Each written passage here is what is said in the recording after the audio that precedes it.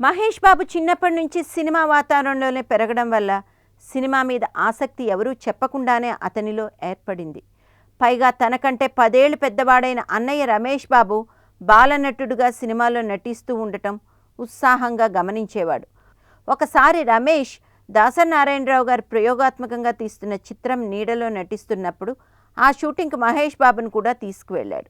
4 ఏళ్ల అబ్బాయి మహేష్ను చూసి ముచ్చటపడ్డ దాసరి అప్పటికప్పుడు ఒక సన్నివేశాన్ని సృష్టించి అందులో మహేష్ పాల్గొనేలా చేశారు. అలా మహేష్ను బాలనటుడిగా వెండితెరపై మొట్టమొదటిసారిగా చూపిన క్రెడిట్ నీడా చిత్రానికే దక్కింది. రమేష్ బాబు 87లో సామ్రాట్ చిత్రంతో హీరోగా ప్రేక్షకులకు పరిచయం అయ్యారు. ఆ తర్వాత చిన్ని కృష్ణుడు, బజార్ రౌడీ, ముగ్గురు కొడుకులు మొదలైన చిత్రాల నుంచి ఎన్కౌంటర్ వరకు నటిస్తూ వచ్చి తదనంతరం నిర్మాతగా మారారు. మరో విశేషం, మహేష్ బాబు హీరోగా నటించిన నిజం చిత్రంలో చిన్నప్పటి మహేష్గా నటించిన అబ్బాయి ఎవరో కాదు, రమేష్ బాబు కుమారుడు జయకృష్ణే. తండ్రి కృష్ణగారితో ప్రతి వేసవికి ఊటీ వెళ్తుండేవాడు మహేష్. అక్కడ పాటల సన్నివేశాల్లో కృష్ణగారు నటించడాన్ని ఉత్సాహంగా గమనించేవాడు. ఒకరోజు కృష్ణగారు, ఏరా నువ్వు సినిమాలో నటిస్తావా అని నవ్వుతూ అడిగితే హుషారుగా ఊ అన్నాడు మహేష్. అంతే, ఇక గ్రీన్ సిగ్నల్ లభించింది. 8వ ఏట పోరాటంలోనూ 12వ ఏట శంఖారావంలోనూ నటించాడు.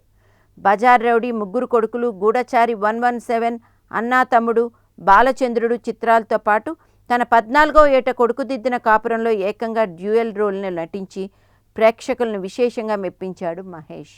మహేష్ తన 24వ ఏట హీరోగా నటించిన తొలి చిత్రం రాజకుమారుడు కె. రాఘవేంద్రరావు గారి దర్శకంలో 1999లో విడుదలైంది. తొలి చిత్రపు ఉత్తమ హీరోగా నంది అవార్డు గెలుచుకోవడమే కాక ప్రిన్స్గా అభిమానుల ఆదరణను అందుకున్నారు. మహేష్కు తొలి రోజుల్లో విశేషమైన పేరు తెచ్చిన మరో చిత్రం మురారి. ఈ చిత్రానికి ఆ తర్వాత టక్కరు దొంగ చిత్రాలకు నంది స్పెషల్ జ్యూరీ అవార్డులు అందుకున్నారు. హీరో కృష్ణకు నిర్మాతల మేలు కోరే నటుడిగా చిత్ర పరిశ్రమలో విశేషమైన గౌరవం ఉంది.